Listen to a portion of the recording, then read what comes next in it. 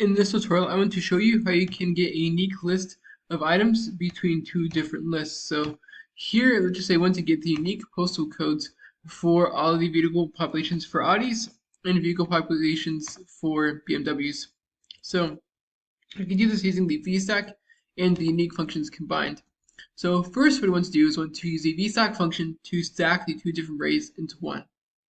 To do that, I can do VStack, and then I would select the first array that I want to stack. So we can do these postal codes right here, and a comma, the second array that I want to stack. Now, all the VStack function does is it gets two arrays and puts them one on top of the other. As you can see, now I have these two arrays of postal codes stacked on top of one another. Now, to get the unique postal codes between these two lists, all I have to do is drop this in unique function. There you have it. Now I have the unique postal codes for the electric vehicle populations for Audis and BMWs in Washington.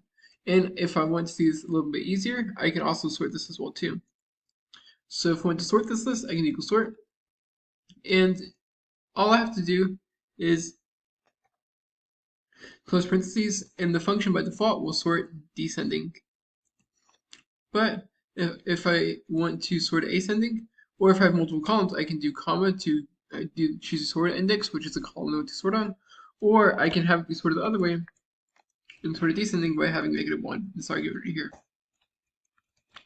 That's it. I hope you found this tutorial to be helpful.